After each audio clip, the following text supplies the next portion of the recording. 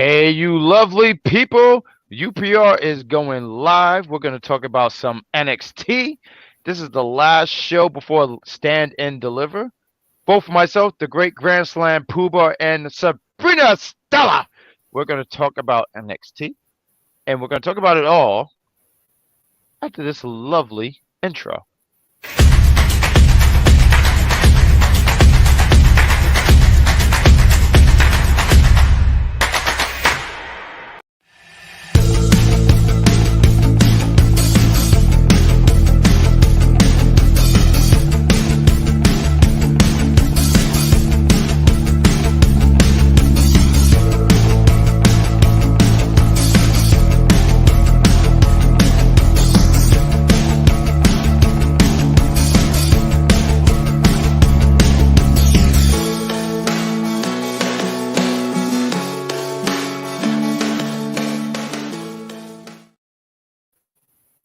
Hey, folks, and welcome to Unpopular Review, the NXT review show. I'm pretty sure you guys heard that before the whole. Anyway, I'm one of your hosts, the great Grand Slam Pooba, and I'm joined with. She will forever be the wrestling doll, but I'm just gonna say for you guys, say it with me, Sabrina Stella. Sabrina Stella, how the heck are you, madam? I am fine, Mr. Great Grand Slam Pooba. How are you? I don't have a warrant, so I am fantastic. I am on fire tonight. I'm really excited to talk about some NXT. NXT just went off the air. We missed last week. We took a breather. Yes, we did miss last week, unfortunately, because Grand Slam Pooba here wasn't feeling well. We didn't ask anybody to host last minute, so we didn't talk about last week. However, there is something from last week that I think we should discuss real quickly that I think the people here would want to hear your opinion on. Whoa! What do you got there? So, So, last week, Jasmine Nix had her first match with Thea Hale. And as it went on, Jacy Jayne tried to distract Thea Hale so Jasmine can get a win. But Thea Hale submitted that girl down. And when the match was over, Thea got in Jacy's face and said, "I thought we were friends." And Miss... Whoa! Sorry, minor technical difficulties with the joy that is a camera. That was fantastic. However, and I will grab my phone with notes, and I quote, Jacy said, "We were never friends." Right. So what do you have to say about Jacy is the best friend for Thea Hale ever. She's the greatest thing that's happened to Chase U, which we're going to talk about why she actually helped Chase U later in the show, because she did admit why she did it in the first place. And I think we're going to hear from Jeffrey sometime in the chat, and he's going to hit you with 4 words. I told you so. Well, one, I don't listen to anyone named Jeffrey, and they spell Jeffrey with a G. So I'm sorry, Jeffrey. And by the way, I do want to mention one Jeffrey Reimer. He's a very intelligent individual. I know this because he graduated from college. So I'd sit here and say the man is much smarter than me. But every now and then, he's wrong. So what do I have to say about this? I do sit here and go, Jacy Jayne did the best she can with one, Thea Hale, and she got tired of defending her. And that's what she said. I was never your friend because Thea Hale just giving her stress. So no, I hear what you're saying. Oh, well, what do you have to say about this? I sit here and go, Jacy did the right thing. She cut out someone who was very negative in her life. And I salute her for that. I thank you for that. And as many people want to try to dogpile on one Jacy Jayne, and see, I was gonna do my best to not be on this show tonight and be like, oh, I'm not going to do anything with Jacy Jayne because no one listens to me. Although my voice is very loud and powerful, no one's going to want to listen to me. But then you mentioned, you give me this question, and I go, good for you, Jacy. Good for you for cutting off the fat. Thank you for cutting out someone that was negative. That's inspirational. And I give it, I only have 2 thumbs because I'm human. But if I was a mutant, I would give it 6 thumbs up. So good job, Jacy Jayne. We salute you. Thank you. We got people in the chat going on. We got the devil in the chat. We got one, Christopher Harris. Oh yeah, I'm here all night. I don't know why he put that in the chat. What are we talking about here? But yeah, I'm glad Jacy cut off the dead weight. So good job, Jacy. Yeah, I had a feeling you would just go and defend her, even though with what she said tonight, there's I still love Jacy no Jayne. She's way doing in a great this job. world that that woman can be defended for her actions. But despite that, we had quite the interesting NXT Before Stand and Deliver, which we will have in T minus Nope. 4 days. Yeah, and Starting at noon. right, At the crack of right. noon. It's crazy. So we're still planning all the stuff for WrestleMania weekend. I plan on being out there in Philly, and the plan is to do NXT because that's really kicking off. I don't want to say it's kicking off WrestleMania weekend because there's a lot of wrestling shows going on like Thursday, Friday, and stuff like that. But Saturday is night one of WrestleMania, and you have NXT kicking off, and I'm hoping to be there for that. Talking about one Jacy, and yes, I see Chris and the Christopher Harris in the chat is Jacy on the card. Yes, she is, as she should be, and I think that people should do the right thing and buy Yes. me Jacy Jayne shirt. So my birthday is coming up, so buy me a Jacy Jayne shirt. Let them know what size you were so they can buy you the right size.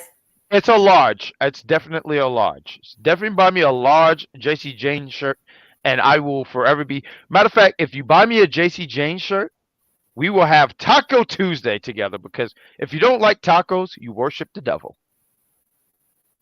And maybe I shouldn't say that out loud because I know a family member who don't like tacos.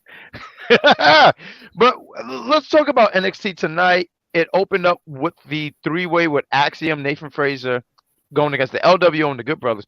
I'm not gonna lie to you, Sabrina Stella, that I didn't take notes in this one because there was 6 bodies in this match, and it's hard to keep up with this stuff. But this was a great way to open up the show. Do you agree?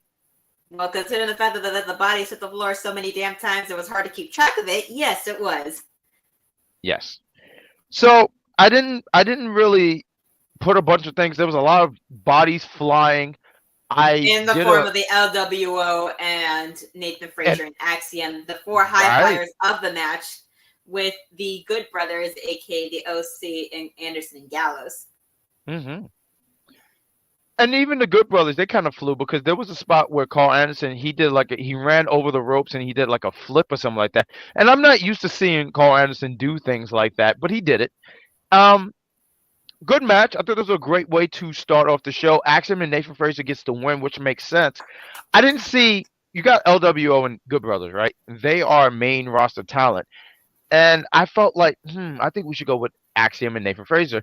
And I mean, depending on how the show goes tonight, we will do a quick stand and deliver prediction. I didn't write down all these matches, but I think I could do a quick look up on the final card I here, already right? have that ready. Oh, this is why they bless me with our damn good partner. Go ahead, Sabrina Stella.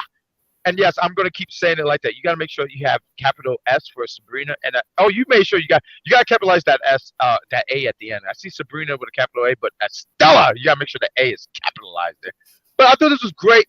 Axiom and Nathan Fraser win. I thought was the right choice, and I look at that as Stand and Deliver them going against the Wolf Dogs. And I did a prediction. We did some predictions on the Big Pop Theory podcast. She plugged there. I went with Axiom and Nathan Fraser. I said if they win, I can see them actually taking the titles off of the Wolf Dogs. So I don't. I'm gonna stand by that. I'm gonna stand. What do the cool kids say all the time? I'm gonna stand on business. Well, I'm gonna sit on business because I don't stand when I do a podcast. But Sabrina Stella, what did you think about this match? I thought it was a really good match. I thought it was a great way to start off the anticipation for Stand and Deliver. And that 450 splash. Mm-hmm.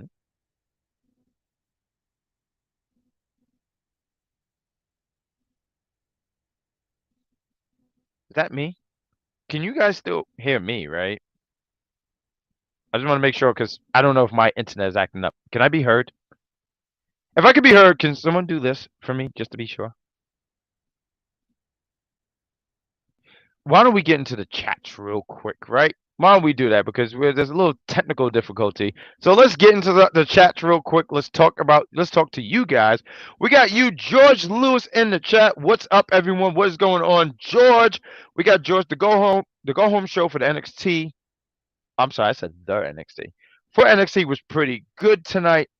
We got also, oh wow, they zoomed right on me. Make sure I get my eyebrows. A lot of storytelling leading to NXT Stand and Deliver. That is George. We also got George saying, I can't wait for NXT Stand and Deliver. I can't wait for either. I think it's going to be a great show. I'm really looking forward to it. Oh yeah, I'm here all night. That is from the Chris executive. We got Sean Main and the, oh wait, I'm sorry. I thought I clicked that. I apologize. Make sure we click that. Happy Tuesday. Happy Tuesday to you, darling. Uh-oh. I want to. And then we got Joe says, bad guy, I told you. No. Rude. Sabrina Stella was speaking facts. Hopefully we get Sabrina Stella to be coming back.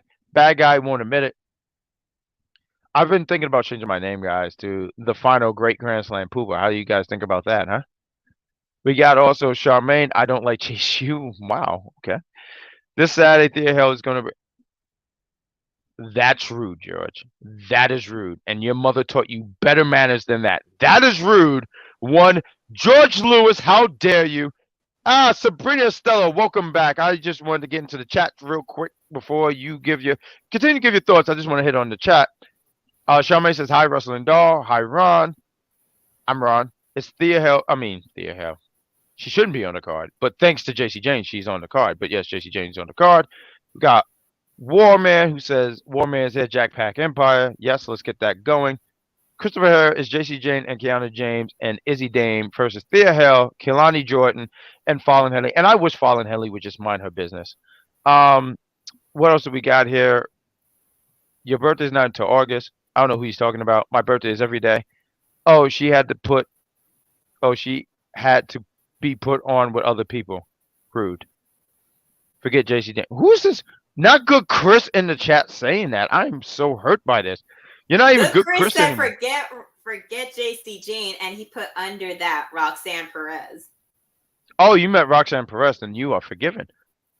We got Charmaine Ron. Have a safe trip. I'm going to Sport All Stars. Also, my parents' first time coming with me. Fantastic, good job. I think I know what the bar. It's a bar right here in New York. That's the bar you talk about. I've been there once or twice. It's a good time. So hopefully your folks have a good time. Actually, Nathan Fraser needed this one.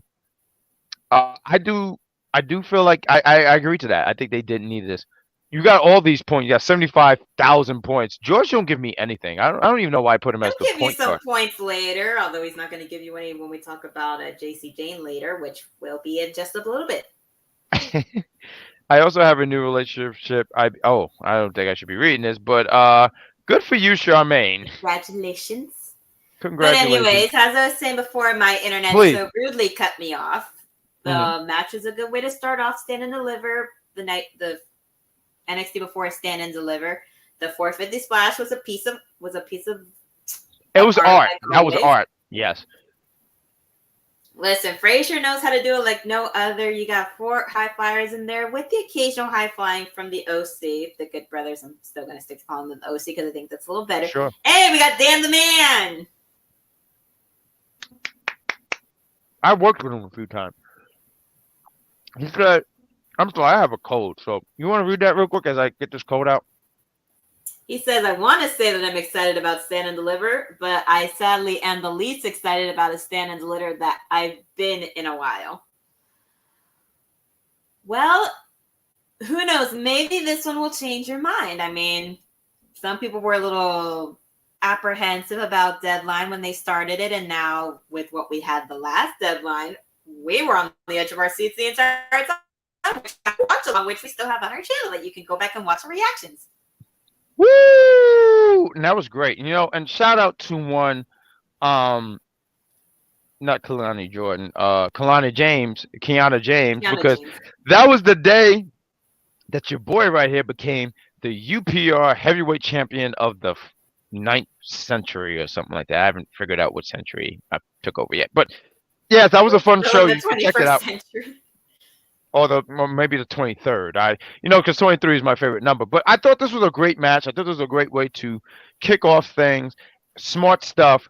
There might have been a segment in between, but was there a segment that we should talk about here? Well, there was a quick promo Sure. with Lexis King. He says it's a brutal business. Not everyone is cut out for it. And Mr. Stone knows that all too well. And he's baffled that Von Wagner, the Vonest of the Vons, wants another shot at one Lexis King, that he can't even take care of himself. And that's what Robert Stone's been trying to do for him for over a year. Lexis King needs to shut the ever-living hell up, because he does nothing but flap gums and waste our time on TV when he should be in the training room, in the performance center, getting better. Because even though he's getting somewhat better, he's still not good enough to even get another title shot against Oba Femi, because last time he went up against Oba Femi, he got destroyed. I hear you. He flaps his gums and he talks his talk, but he can't walk that walk and win no damn belt yet. I hear you, Russell. And I know I went back to the classics here, but I hear you, Sabrina, Stella. But let's be real. Oba Femi, let's say it with me. Guess what happened when Oba Femi went against one Lexis King? I'll say it for you. He got dominated. And I don't blame him for not wanting to get in the ring with that strong. You know what I told someone the other day? I said, Oba Femi, he does one push-up to be fair. If he does 5, you're getting destroyed. So I don't blame him for never wanting to get in the ring with that man ever again. Let's talk about this next match. Thank you for filling in that segment. We had the fantastic, say it with me, chat, fantastic. We're going to learn some manners here. That's what I'm going to do. School is in session, chat. I am your chat champion, so you have to listen to me. Jayne went against the forever never minding her business, Fallon Henley. I just really wish Fallon Henley would just focus on her farm and ducks. Why are you getting in the ring with the outstanding Jayne? I know you guys get upset with me when I talk about this stuff, but I'm very passionate when I talk about things that I like. And Jayne is someone I like. I think she's great. She saved Chase U, but everyone forgets about that. No one wants to hear me talk about that stuff. But you're going to have to hear me, because guess what? I don't make the rules. I just read them out loud. That's what I do. That's exactly what I do. So she beats this girl, and Fallon Henley just looks and just embarrasses herself in front of her friends. She went out there with Kalani Jordan and Thea Hale. Thea Hale, who should still be friends with Jayne, right? But no, she wants to be friends with, people who can't win. That's what she wants to do. But Jacy's winning. She's killing it. I see you in the chat, George. You're very, very matter of fact, Dan, you're the new porting guard. I want you to take away at least 30 points away from George, because that is how many. Yo, do you see how many points that he took? That is very rude, George. George Lewis. You're the reason why I drink.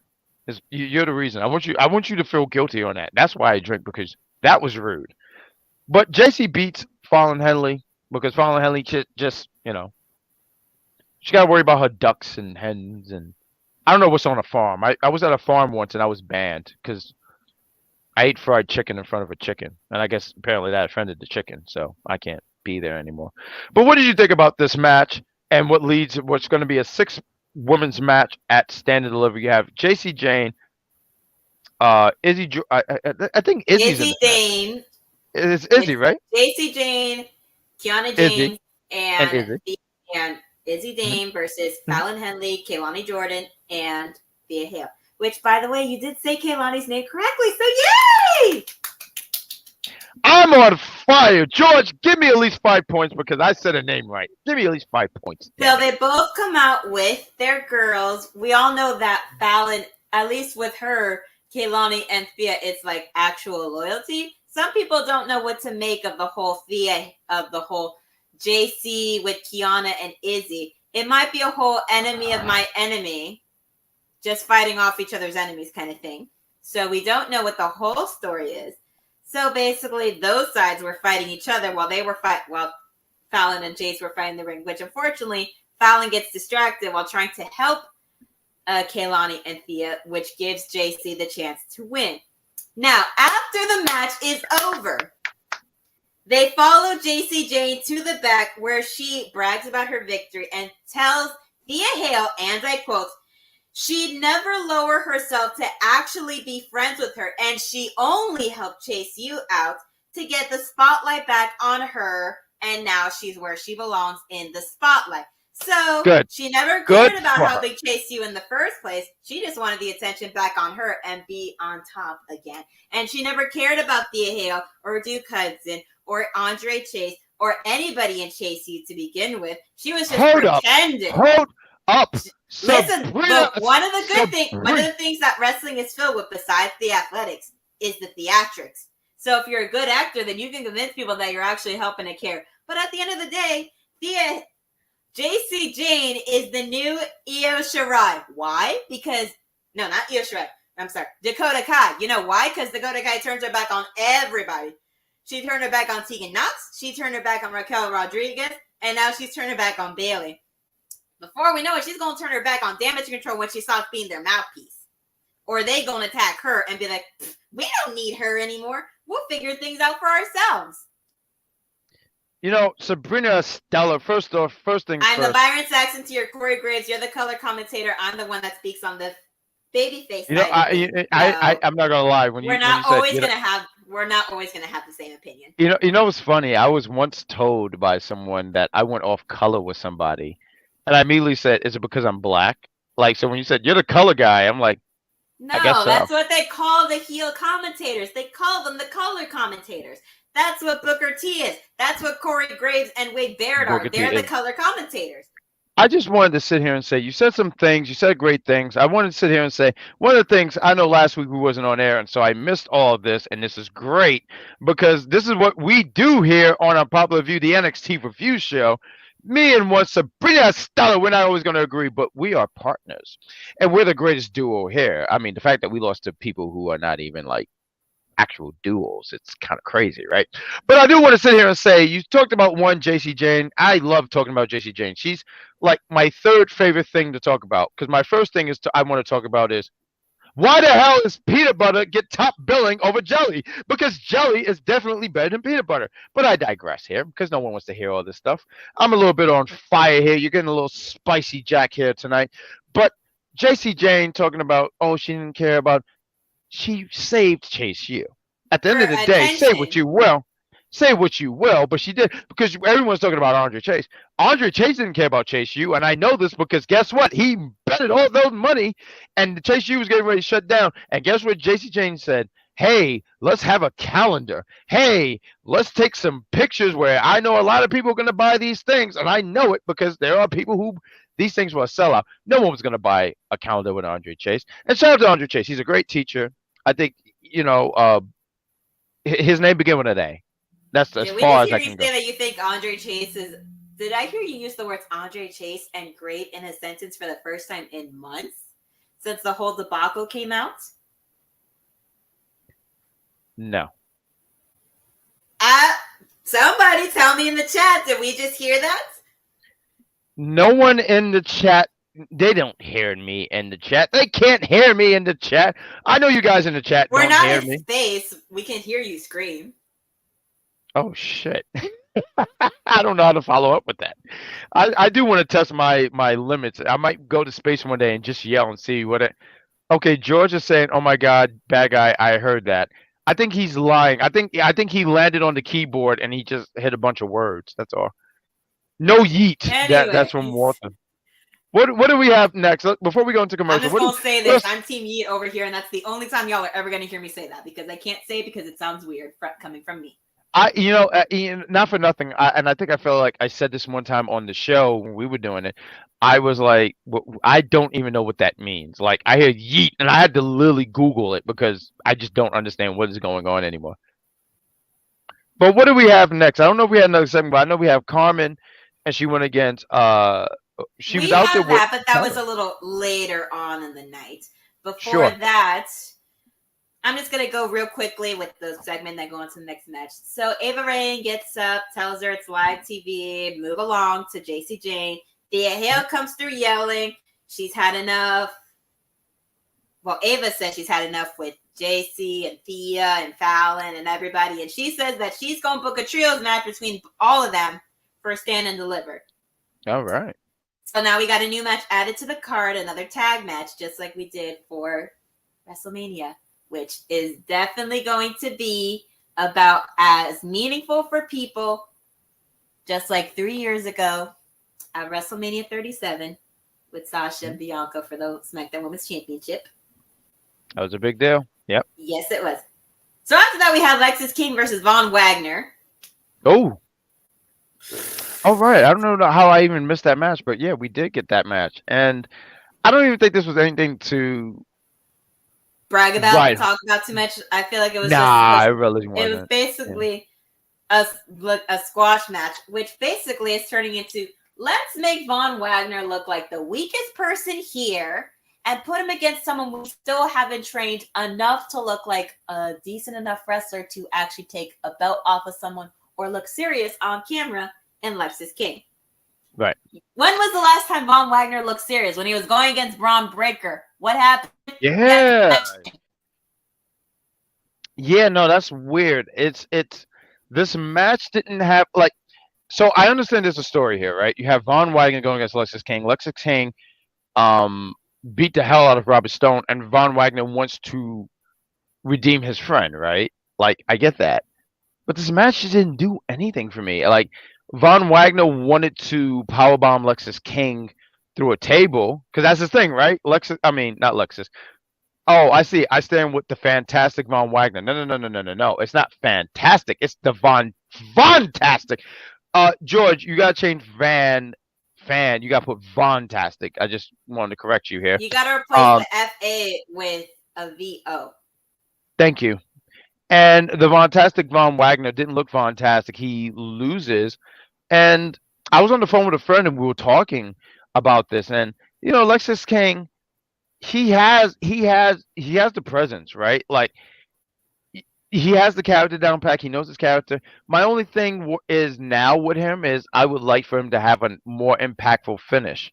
In the beginning, I was like, oh, okay. He just started, and I'm like, okay. The name is good. It's just it doesn't look that lethal.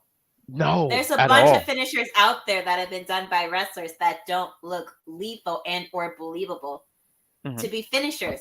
Like, I'm sorry to have to use it as an example, but Naomi's review. As funny as it is, it does not look like an actual lethal move. Oh, you're talking about Naomi. Right. I wanted to say because she has 3 different finishes. I know there was a period where she used to do the split-legged moonsault, and she used to have a submission. I don't know if she uses it anymore. I don't really recall. Well, but I believe it's like Starstruck or Star-Crossed or something along those lines when she was you're talking about the submission, right? Yes. Or okay. Which, by the way, is funny because we want to have a TNA show eventually. Hopefully, we can get that going here on Unpopular Review. But yeah, this match was really nothing to cry home about. I mean, they put these guys out there. I think they want to finish this story, and hopefully, it's done. I mean, Lexis get the win, and do I think that's the right call? Yeah, I do. Like, I like Vaughn, but I can see that they really like Lexis King. And they're trying to push, but he's just not all that ready. Let me ask you, for you, what is it? What is it for him for you that makes you go like he's not ready? I feel like the in-ring work needs a little bit more. It's not horrible. I mean, I used to watch him when he was Brian Pillman Jr. on AEW Dark, and the little bits of moments that he had on Dynamite when they at least kept him relevant on TV somewhat before they just wrote him off eventually. But I don't know. I feel like he just needs a little bit more with his in-ring work, like with Jade Cargill, for example. Everybody knows I couldn't stand her in AEW because they made her look dominant as hell, but she was still green as fuck. So hopefully with the training that she's gotten now in the performance center and such, hopefully she looks like an actual legitimate threat in the ring to where I might actually like her enough to maybe become a fan. If WWE can do that to me with Jade Cargill, maybe they can do that with Lexis King, hopefully. I think they can. One of the things I will say what WWE has done better with Lexis King than his run in AEW, right? Lexis King has a presence, and I feel like it's a lot better than what they were doing in AEW. Yeah, because it's part of the Personally, Varsity Blondes. right? And So I where was, they were fighting the House of Black to where eventually he just got written off on TV. Griff Garrison's now on ROH with Maria Kanellis, and Julia Hart's now the TBS champion. I was just talking to a friend about like a Julia little bit Hart's about. the only one that got the most of a push since the split of the Varsity Blondes. No, she has. I mean, and she has been really killing it on like she understands her gimmick. She gets her character. I think that's a better word, right? She gets her character, and she's been just really nailing it completely. I mean, it's almost like night and day when you think about what she was doing before. She was like the cheerleader, right? Mhm. Figuratively and literally, Mhm. because it's literally night and day. Is it? I'm tired of you trying to come from my funniest host I'm of not the year one, trying to. I'm not trying to. Sabrina Stella. How dare you? I just get these funny one-liners that come to mind. It's not my fault. Jeez, you're trying to attack me like if you're Wolverine and I'm Gambit, like you're trying to kill me. I have a Wolverine costume. As soon as know you said that, I was do. like, I've worn it. I've oh, seen you okay. wear it, and I have my X-Men hoodies because I'm so happy with the return Let of me let X-Men me let 97. me ask you. I was going to ask you. Have you been watching X-Men '97? Yes, I have. I binged the first 3 episodes. Oh, it's such a good watch. It's such a fantastic watch. And I just want to do a cheap plug here. On Popular Review, we are reviewing X-Men. I don't know when the next episode and when they're gonna do 2 and 3 because I know tomorrow 4 drops. But if you are a fan of X-Men '97, we have a review here on our Popular Review. It's gonna be on the entertainment side. So please check it out check it out because it's a fun watch. And also too, I do want to say real quick, and we'll move more into NXT and to do a commercial.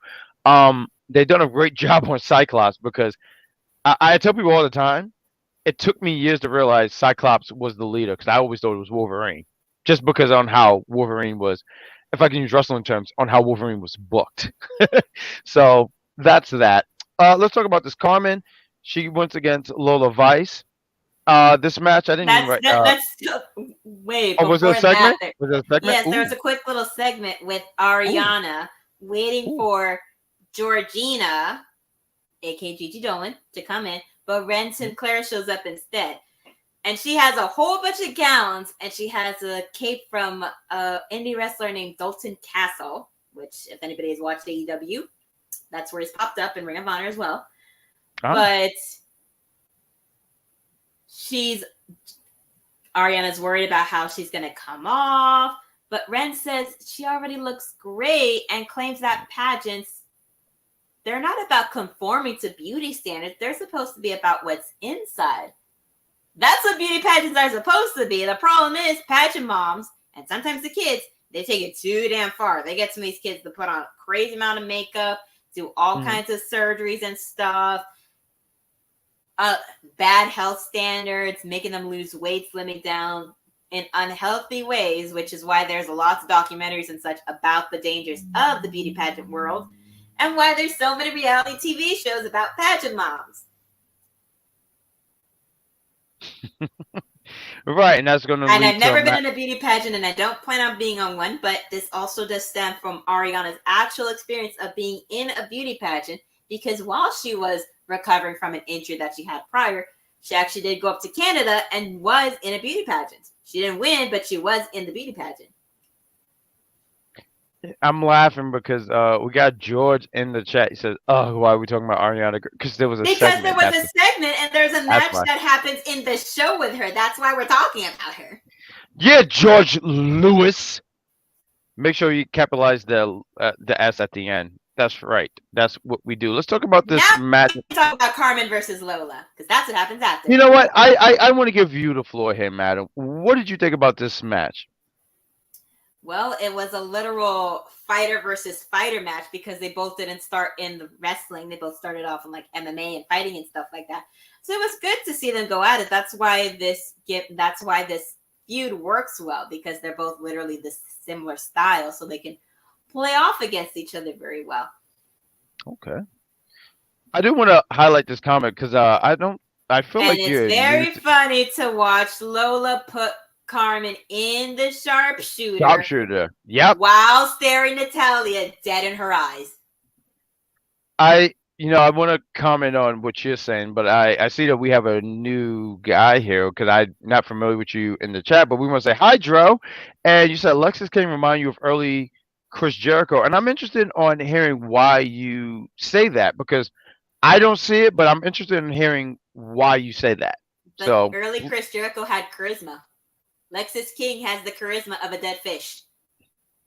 oh my He gosh, thinks he's all oh my suave god. and smooth and stuff, but he has the charisma of a dead fish. I do appreciate what they're doing with Lexus, where they're letting him talk more because I don't know if that's I feel like that's not his strong suit, right? But No, I feel it's like still not. if you give him time, I'm a believer in this. I try to be positive with this, right? If you give him time, maybe you can get something out of it.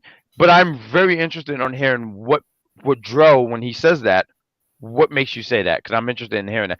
George also says, Dro said that, but George in the chat says, I mean Lola Vice versus Carmen. This match didn't work. Oh, he's saying the match didn't work for him. Um, you mentioned the sharpshooter spot. I thought it was hilarious where she hit the sharpshooter, and after she won, she just shook her hips, and I immediately thought about that song from Sakura. She says, "Hips don't lie." Well, that is what the song is called. It is. It's a good song, by the way. Sakura has a lot of. She has a category of like fantastic songs. I fell in love with the. I forgot what her first song was here in America. It was Oh, whenever, whatever. I love that song. But nonetheless, this match it looked like it's going to be leading to one Lola Vice against Natalia, and Natalia is somebody who has been around for a long period of time, and I think her getting in the ring with her, and she puts over Lola Vice. There are You people know, that complain so much. Oh, Natalia's been in there for so long. She's wrestling too much. Why is she still there? Da, da, da, da, da. She's helping putting people over. Stop she complaining. is. Y'all want She's people, putting. y'all want your new favorites to look good? Have some of these Mhm. people that have been around for ages help them out. Why did Becky go down to NXT and eventually take the belt from Tiffany and have these matches with people that don't get utilized? She's putting them over whether they win or lose. That's right, Sabrina Stella. That's right. You tell them. You let these people know right now what the reason of us, Natalia, and why she's there. But I also do want to add into this. Natalia is someone who's a ring general. She's somebody who I would love to be underneath the lonely tree of one Natalia because A lot Natalia. of the people in WWE and in the Indies train with her. There was an Follow her on interview, social and I did. media. She posts that stuff all the time. She and TJ care about these people. So of course she's gonna help them look good, whether it's on TV or in the dungeon. There was an interview with her, and she mentioned, and I like that the stuff that you mentioned here, where she was talking about a lot of people, and they come from different companies, but they go to her just so they can have a tune up, Yeah, ring the just to see bell. where they are. Oh, you saw that? Okay, good job. I've been following that channel for probably about a year, for over a year now. Okay, all right, good That's job. where I get some of my women's wrestling knowledge from. So Good job. Well, I feel like you've just had a knowledge because you're just smart. plus a lot of the indie wrestlers that I know actually do go train over at the dungeon. So Well, I don't want to brag, but I was at the dungeon too. I don't have a story for you guys. Sorry. I'm not going to tell you everything that goes on here. We got George in the chat. He says Lola Vice needs to focus on her in-ring work instead of shaking her hips. listen, Honestly, Rhea Ripley shaked her hips and did the stank face on Nia Jax, and everybody was going crazy about it. So y'all can't say that Lola Vice needs to focus on wrestling and not shake her hips. They're gonna do what they want to do, even though Becky Lynch was not happy with what Rhea did because she feels like it's like going back to that time where women only got too many matches. These people are gonna do whatever they want to bring attention onto themselves, and if shaking their butt is something that they're gonna do, so be it. Y'all like it when Nikita posts stuff on Instagram of how big her butt is. Y'all like seeing all these women out from NXT and SmackDown and Raw and stuff posting pictures. wait, why'd you stare at me? I didn't stare at you. I'm just staring. Oh, okay. Oh, okay, fair enough. Because I'm really self-conscious. As soon as someone stares, I'm like, why are you staring at me? But guys, we're gonna take a quick breather. We're gonna play a commercial to show another show for Unpopular Review. We're gonna talk some more NXT here, both the Great Grand Slam Pooper and Sabrina Stella, and we're gonna talk about that all. Today, I feel like we got no new commercials. That wouldn't surprise me. I don't like how we are treated here on NXT, but we're gonna play this commercial. How very dare they? You know, one day I'm gonna play a commercial. I know what you guys want. You guys want to see what I look like when I go and I play 2K24, and I'm gonna tell you a story right now. This is gonna be the commercial here. Oh, I'm supposed to follow up. I'm sorry. I was playing 2K24, and I'm in this midst of a feud with one Gunther, right? So I'm in a gauntlet match, and I go against Gunther's two individuals. You got Ludwig Kaiser and Giovanni Vinci, right? I beat these two, and I immediately go, oh, cool. I got to be facing Gunther next, right? Because that's what Imperium is. No, you know who the last person was? It's the person who loves to freaking fight, Ilya Dragunov. And I immediately said, I didn't know he's a part of Imperium. I was confused, which is the regular for me. But guess what happened? I'll tell you what happened. I won. You know why I won? Because all I do is win. You know that song from DJ Khaled? All I do is win, win, win, no matter what. Another one. I don't know. I wasn't listening to the lyrics. I don't have time for that. All I do is win. I breathe winning. I beat Dragunov. And right now, I can tell you right now, I'm the best. That's the commercial. Thank goodness for me. Oh, I almost forgot. Lola went on social media and she renamed the sharpshooter for herself and calls it the Lola shooter. Girl, get more clever than that. That's not that clever. A kindergartner could have came up with that. I appreciate that. I thought that was great. I just wish Jacy was a little bit more creative, and I hope Jacy wins with a sharpshooter this weekend. I look forward to seeing her this weekend, talking about Jacy Jayne. But good for Lola. I think Lola's trying to get underneath the skin of one Natalya. Good stuff here. What's the next segment? Wrestling Doll, I'm going to throw the floor to you. What do we have next? What do we Z? We got Z the Silent, and that man is a lie because he says Z is silent, but it's not silent because this man has a lot to say, and I know this because he raises my blood pressure, and you've seen it in the chat. What did I've worked with him a couple of times, so I can say that he does. You know what? As much as he's raised my blood pressure, I want to praise one Z the Silent. This guy does a fantastic job on Saturdays talking about SmackDown with one Vic. He does a tremendous job. I salute you, one Z the Silent, and that's what we do here. We salute greatness, and I salute you, one Z the Silent. What do we have going next here? Sabrina Stella.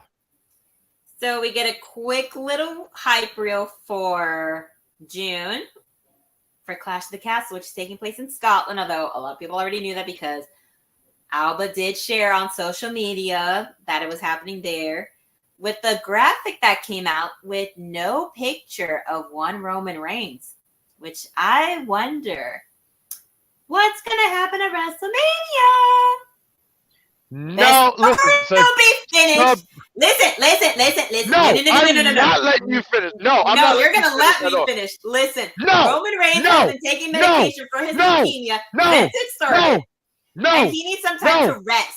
Let the man rest. He's in pain from working while dealing with the leukemia still. Y'all want this man to work while he's hurt? I thought y'all cared about y'all's tribal chief more than that. I do care about my tribal chief. Let me tell you something. So then let him get some rest. No, greatness never rests. And I know this because I'm always up. So, no, he's going to be constantly up and he's going to be doing things. And wait a minute. George is a betrayer. Like George don't like me. Look at this. Look at this chat right here. Look at this right here. Look at this. Bad guy Jack, don't you disrespect. I didn't even disrespect. Did I disrespect you, Sabrina Stella? And you gotta make sure the A is capital at the end. You botched.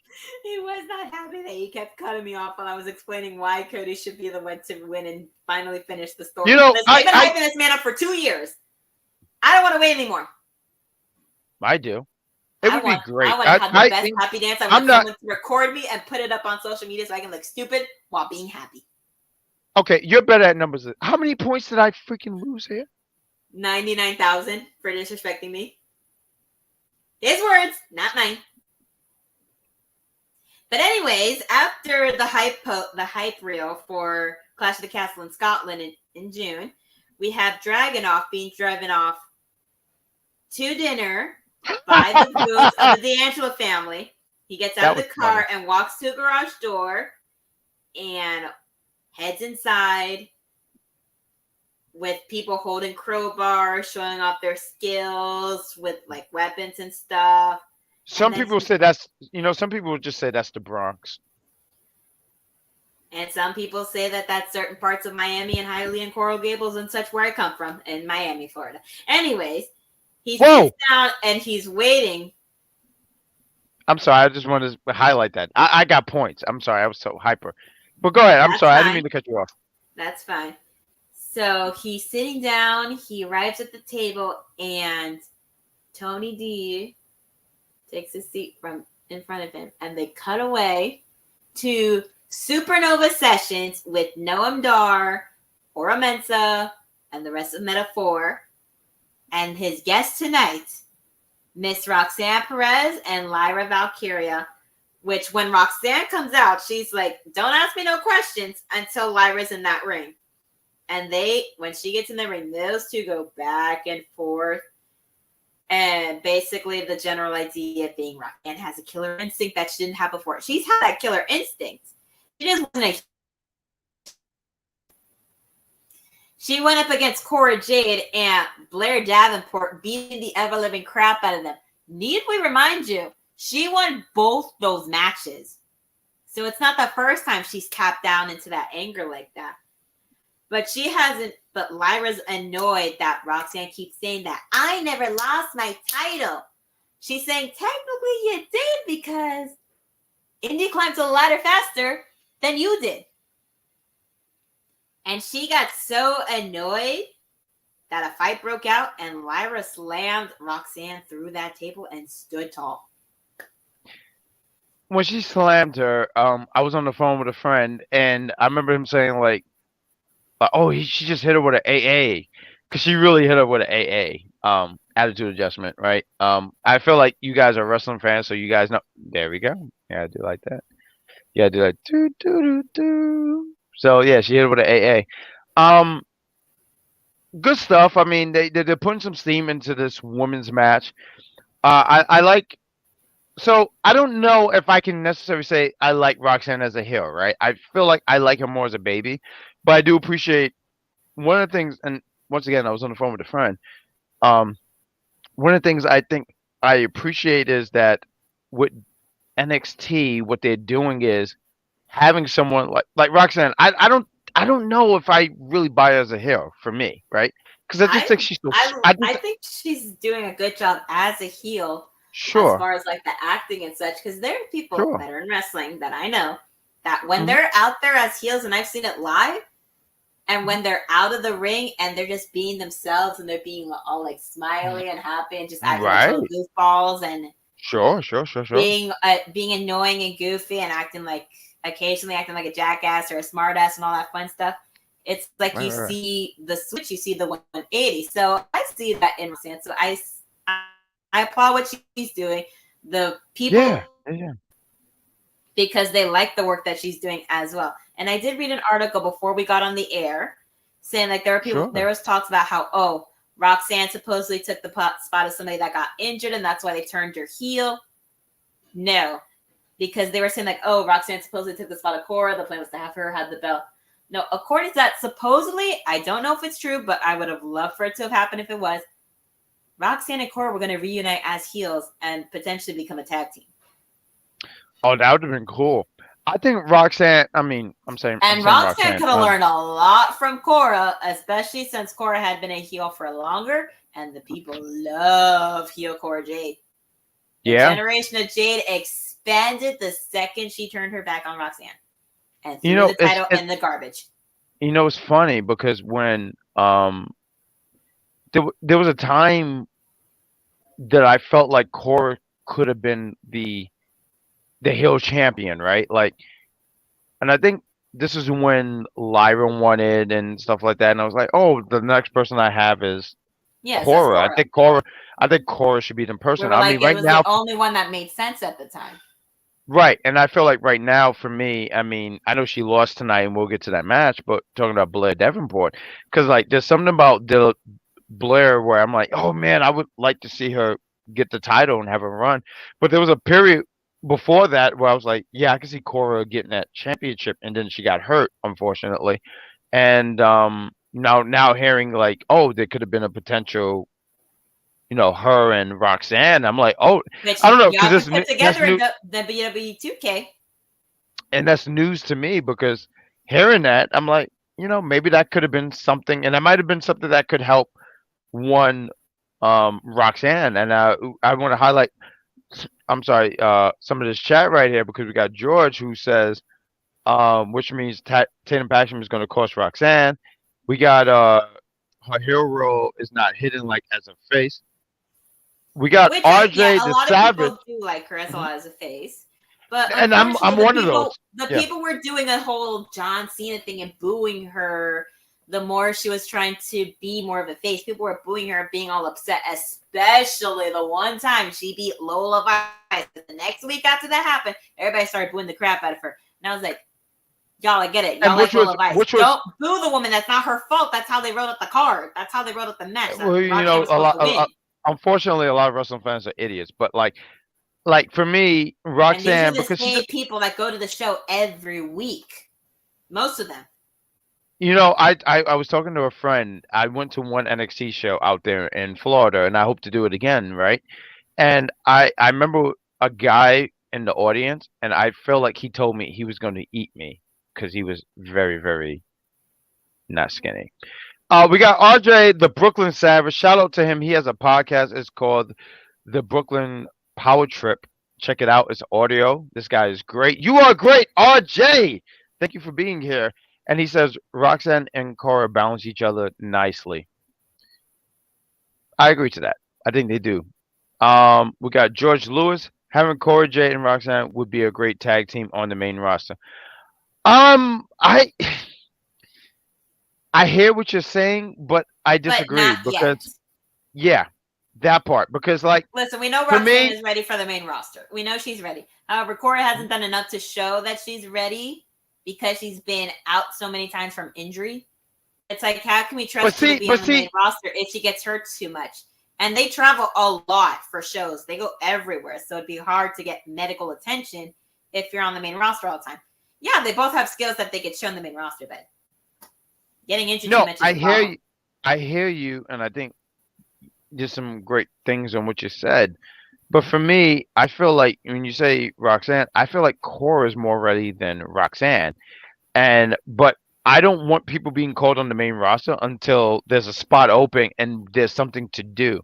I don't want people I just don't want people to be called up just, to be called up for funsies. That's the term I use, for funsies. And yes, and what you said, exactly. I want it where you call somebody up and there's a spot. Right now, Bron Breakker's on SmackDown, and I feel like right now they are just trying to, because we're in WrestleMania season, right? Let's guys, let's it's WrestleMania season. This is our season, guys. I feel like after WrestleMania though, they're gonna try to really do something with someone like Bron Breakker, and there's a bunch of other names and stuff like that. But I'm just saying, I don't want people to be called up and there's nothing for and they're them. just literally lost in catering, doing nothing, waiting to get used in a live show, in a house show, or be used in main events. Let me ask everybody here in the chat right now, and this is no disrespect to this talent. I think there's talent here, but what is Alba Fire and Aladon doing right now? The last thing they had was a segment with Nick Aldis. Mind you, They looked nothing like we normally saw them. I saw Isla. I was like, what the hell did they do to this woman? Why does she look like a modern day Jessica Rabbit? Not in like a bad way, but I'm just so used to her with like the dark makeup and her hair and the too many pigtails up top and the all black clothing. I'm used to that. I'm not used to Isla looking like she got a makeover in one of those movies from the 2000s, those teen movies,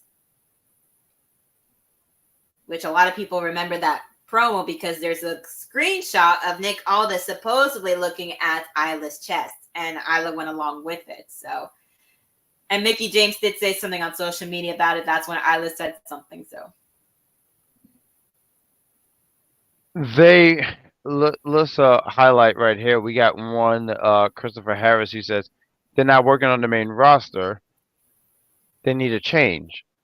Nothing wrong with the change. I was just surprised at the change. However, it's not their fault that they weren't working on the main roster. They just had nothing done for them because the last thing we saw was them getting squashed by Rana and Shayna to eventually combine the titles, the cursed titles. You know what? Not for nothing. I don't think that helped them. I really don't. It didn't. I didn't watch that match live or anything like that, but I remember just thinking I was grossed out by it, honestly. I didn't like that. And I'm not blaming talent for, hey, they did their job. It's not their fault. It was just the way that I'm not gonna blame them. I didn't like what they did there. And I wasn't a fan of it. But Sabrina Stella, what else do we have going on here on NXT? So we had a match with Joe Gacy and Oba Femi, which Joe Gacy looked like he literally almost died because he landed very awkwardly on the mat at some point after getting. Mm-hmm. There was a lot happening. There was some whips across. There were uppercuts, kicks from Gacy, a rock bottom backbreaker. Gacy hits the floor. A lariat from Oba cuts him down on the apron. There was a snake eyes move involved, and then Joe Gacy lands on his head so awkwardly that there was this done to where the ref stopped it and they cut the cameras. I didn't see when he landed, and once again on the line with a friend, and we're just talking wrestling, and we're watching NXT. And I'm watching, and I didn't see when he landed wrong or anything like that. So they're probably going to put it up on social media and stuff. So we're going to see. So first things first. I think it's important to say things like this. Is that I think this was a taped show, right? But I still say speedy recovery to one Joe Gacy, especially since he wants to work during Stand and Deliver because that's his hometown that they're going to. He's from Philly? I didn't know that. He's from Philly? Yeah, that's why he told Ava a million times that he wants to work Stand and Deliver. Because that's his hometown. I missed that. Okay. I hope he does. We will talk about it, but I do hope that he does work. But I do sit here and say I hope that because with these, yes, absolutely. And Oba Femi winning. I mean, I feel like Oba Femi was going to totally win this match regardless. He was going to win regardless because they're pushing him as a dominant talent. I when I was on the phone, right, and I was shooting the shit with a bud of mine, right, I said Oba Femi is the kind of guy who does one push-up just to be fair, because if he does five. Yeah, I see George, and I'm going to say for you, George. I'm going to say with you. Oba Femi dominated Joe Gacy, and I sit here and say, and I like that he said that because if he does 5 push-ups, guess what? That's strong. Oba Femi is probably the second strongest black man I've ever met in my life. Ask me who the first one is. Who? Oh, I'll tell you guys. That's right, Morgan Freeman. Because no one's stronger than Morgan Freeman. If you think you're stronger than Morgan Freeman, he will throw you into the sun. There's so much going on in this chat. What is happening here? The people love watching us. They got so much to say. We got War Man. Yeah, that already happened before. Isla wasn't here with Alba, and then Alba eventually went to the dark side. We already had that happen. This is true. Did he not say the push-up thing earlier? Yes, he did, and he will say however many times he pleases. I love when people like this person who should be at work taking we should do a commercial here right now. Hey guys, are you not getting enough sleep? If you're not getting enough sleep, you can get a good mattress, and if you have a great mattress, you can get some sleep. Look at me doing people's jobs better than them. Um, we got also here. I want to see Dijak win the end. There are people who would love to see that, but I don't see that being a thing because I feel like if Obafemi drops the championship, he has to be pinned for it, and I don't see that being a thing. We Well, also I mean, got, and it's a I'm just triple saying for threat, so. myself. We got Bobby Lashley. So this individual here just dropping names. Okay. Good Well, he did job. say strongest black man, and you said Morgan Freeman, so that's why he said Lashley. No, Bobby Lashley is the second strongest man. It's Morgan Freeman, Bobby Lashley. Obafemi makes top 5, but I'm gonna say 3 for right now. Although right now for number 3, I'm gonna say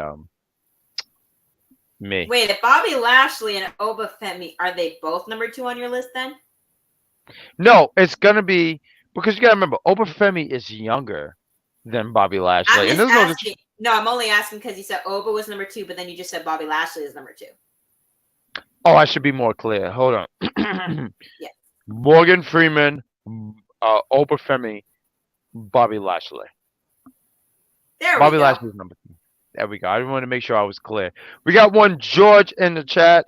He said Warman Aladon is not turning here. Oh, I guess they're having a conversation with each other. It's not turning heel on Obafemi. I mean, not Obafemi. I'm sorry. Obafire, because they're both heels. No, I don't see them turning on one They're another. not going to turn on each And other I don't, anytime soon. and I don't think they should. I don't think They they don't should. need to right now. I would like for them to be featured a little bit more. Yes, because they're both very talented. I've seen them both live. There we go. You seen them both. And speaking of talented women, we have the reason why we talked about Ariana Grace earlier with when George Lewis asked us, why are y'all talking about Ariana Grace? Because she had a match later in the night with Miss Ren Sinclair. Now, I'd seen Ariana Grace before she got signed wrestle live at least once. Ren Sinclair, formerly known as Maddie Renkowski, I had not had the honor of seeing her wrestle live, but I had seen her wrestle on NWA and some indie matches online. So I am familiar with her work. Both talented individuals. And the match went off. It was great. I am not going to say it was the best match in the world, but it was a good match. Definitely show Ren being able to show off a little bit more of her abilities as far as being a wrestler. She does the whole doe-eyed new girl thing very well, but I cannot wait till the day she turns heel in that company so everybody can see what I have known for about a year now. As far as the talents that is Maddie Renkowski as a heel, which if anybody has seen her in AEW Dark, you'd be very familiar with her heel work. And he's seen a little sneak peek of it when she's done her little mini interviews with people with her tiny microphone. And basically, Ariana Grace gets the win over Ren Sinclair with a bridging O'Connor and a handful of ropes. So she didn't win clean. She didn't win clean last week either. She just got not last week. 2 weeks ago, she just got lucky because the ref didn't see her do that low blow. Right. I mean, I think this match was really more of just to have Grace out there and just kind of keep her still hot. Give her more of a win, especially since what she's doing with Gigi to make more like a lady. She's literally now going to turn into one of those overly eccentric pageant moms at this point. That do too much for their little girl to win, to be the best in the pageant, to take things too far, to the point where Gigi's going to rebel. She's going to be like, my name's not Georgina, it is Gigi, and I'm not wearing this stupid dress. I don't care what you say. I'm not going to be no lady. I'm going to be me because that's who I am, and that's why people actually give a damn and pay attention to me. I'm real. I'm not fake and made of plastic like you pageantry Barbie. That's what I feel like Gigi's going to do. She's going to go off on her like that. I don't know how to follow up with that one, guys. By the way, you said Barbie. I saw the movie. It was a fun movie, by the way. Yes, it is. Um, But in the war with Barbie versus Oppenheimer, because we did have the whole Barbieheimer thing, because they both came out at the same time. Despite even though Barbie got more money in the box office, Oppenheimer won 7 awards and Barbie only won 1. do you know For the Just 10 the song with oh, Ryan you beat Gosling me. was like, Oh, you beat me to it. I'll I was realize gonna the actually point do of the that. movie was to embrace womanhood and women empowerment, not because of a man, right? So that's why he dedicated his win to every woman that he worked with in that movie, basically. Oh, that was great. Like I watched the movie some time ago, and I think it was on like Max or something. I was like, let me just It's check on this Max now. movie out. It is on Max, okay.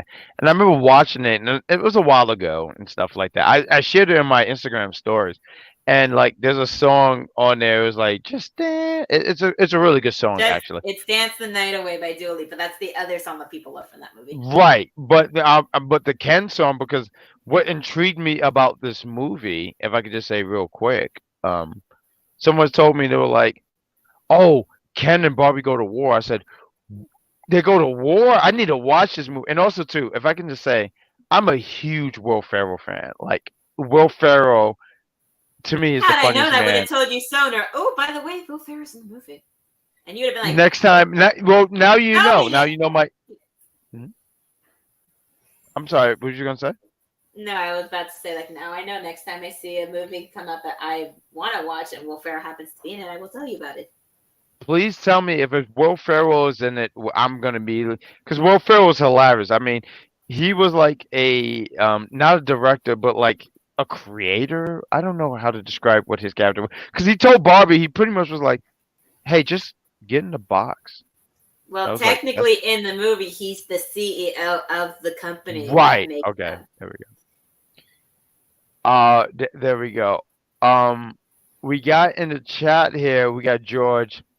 He says Gigi Dolan's gimmick is rebellion. Absolutely. We got Warman. He says, I know George, so no yeet. We got the entertainment saying NXT. That is us, yes. We also got here, all I know is I can't wait for Sound the Hedgehog. Bro, absolutely. Y'all got 8 months. Y'all got 8 months. Listen, it's an early I will Christmas be. gift. It's an early I Christmas will. gift for this one.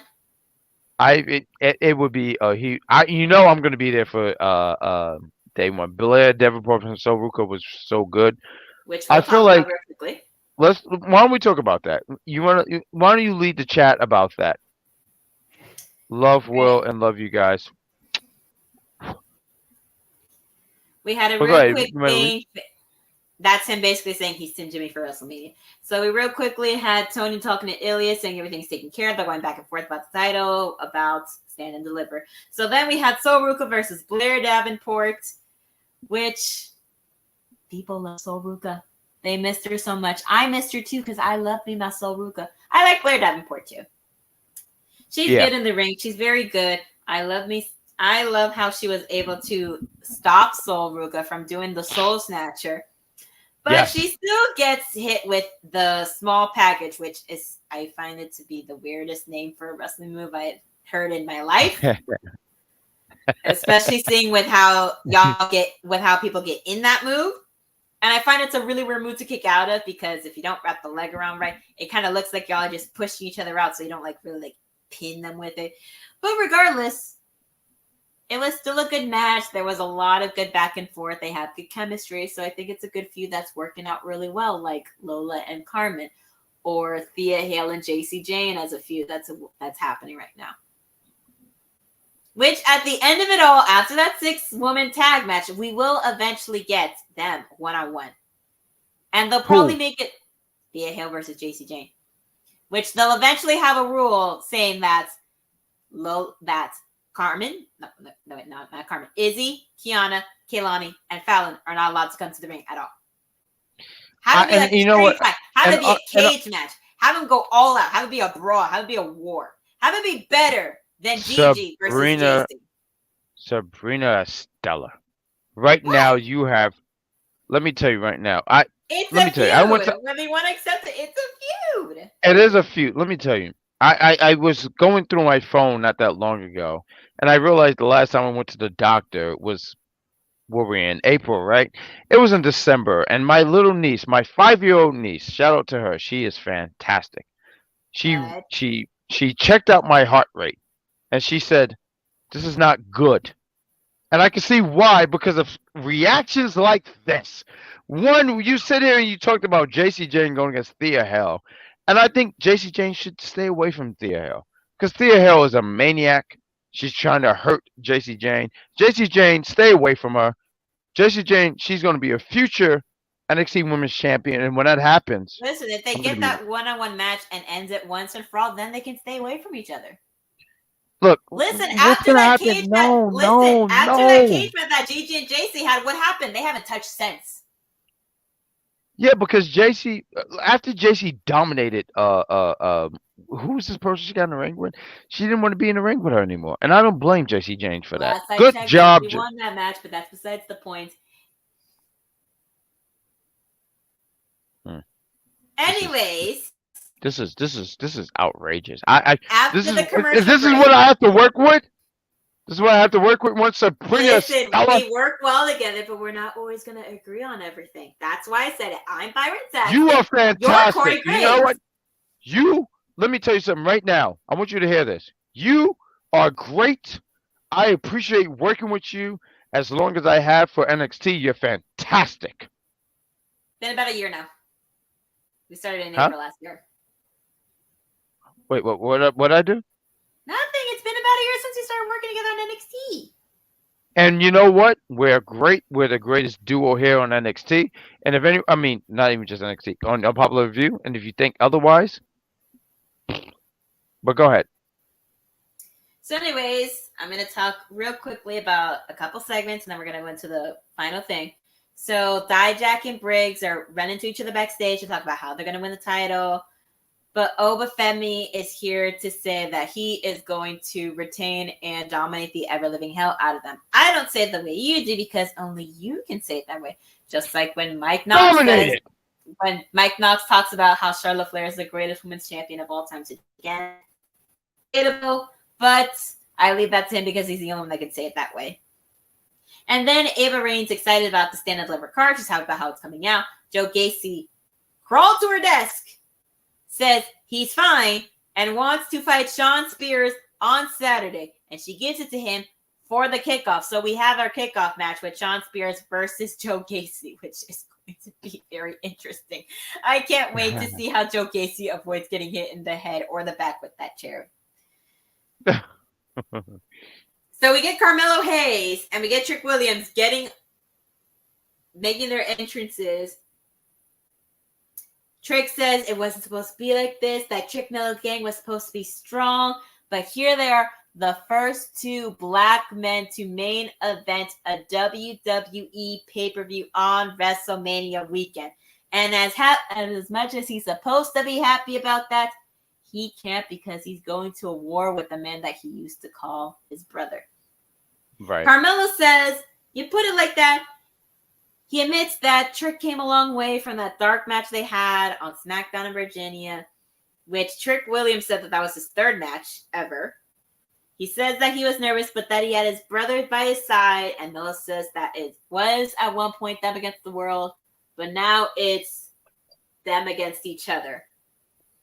And he says that Trick Williams ruined everything for everybody. Trick says that Hayes ruins it. Hayes goes off on some weird analogy that titles are girlfriends, and Trick went back to take his girl, which was very weird. And Carmelo says that he was prepping Trick to take the main spot, but it wasn't your time yet. And then he tells Trick directly that he was supposed to take a backseat during all this, but Trick says he doesn't take a backseat for nobody. Melo says that he used to be so humble and congratulates him for being so hot for 6 months while Carmelo's been hot for 3 years. You were on and off being hot for 3 years in the company as far as going from face to heel, then face to heel, and then face, and now you're back at being a heel. You're going back and forth, up and down on all this. They say Carmella says they'll love you on the rise, but then when it's the next guy's turn, they're going to switch on you like Nintendo. And Trick says that he knows Melo better than everybody, and he sees that he is jealous, and he is written all over his face. And Carmelo says, what the hell is he supposed to be envious of? And he doesn't care about us or Trick, and that Trick Williams is going to learn the hard way on why Melo is him. And Trick says he's going to whoop that ass, and then they fight each other. And security does a poor job at breaking them apart, like always, so that way they can get a little bit of the punches in, and then people, of course, are going to be yelling, let them fight, let them fight. And I'm thinking to myself, y'all, just wait till Saturday. Y'all only got to wait like 4 more days. I know some of y'all got to work in the afternoon, but that's what Peacock's there for, so you can watch it at some point. And that's the end of the show. As far as good stuff.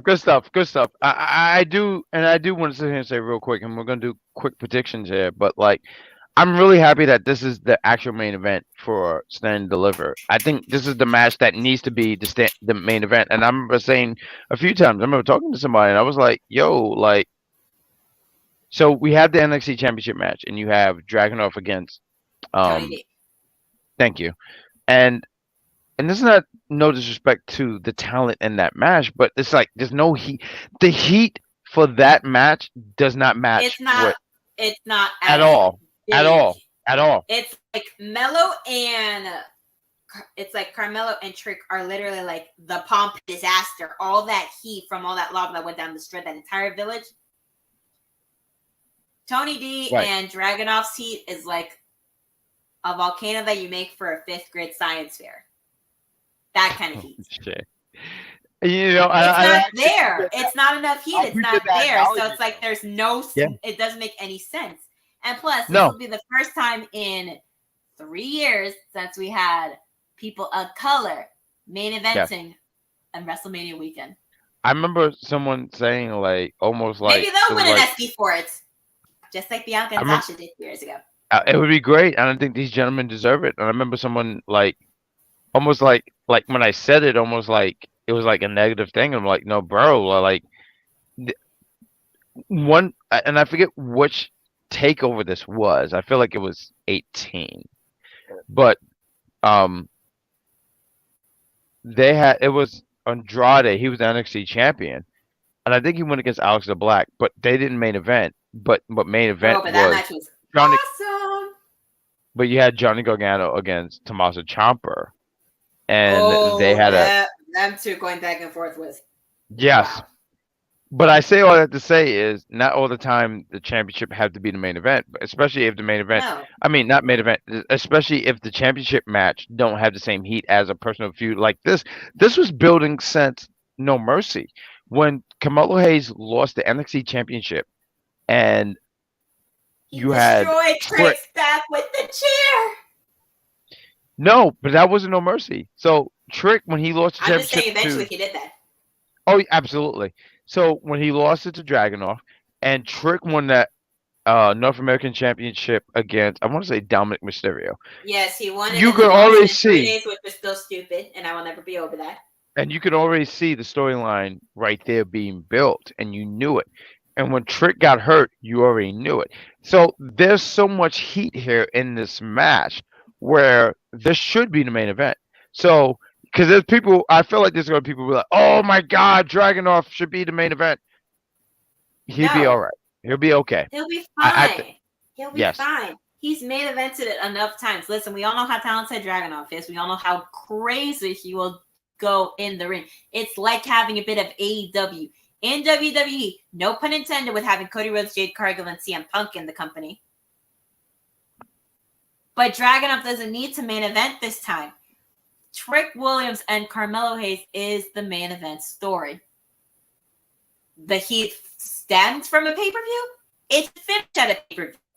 It shouldn't just finish on a random Tuesday at NXT. No offense to the people that go over there and watch it every week. But this is where it has to happen.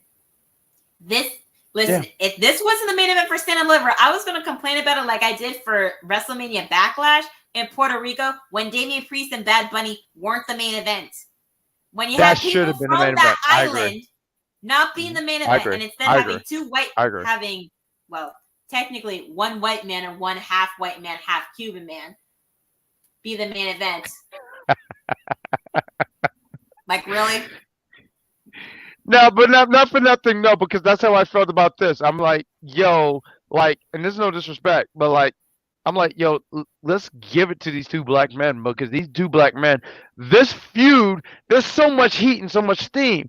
If you want to take color out, fine, whatever. But this feud in general, and you're talking about Carmelo Hayes, Trick Miller, give that the main event.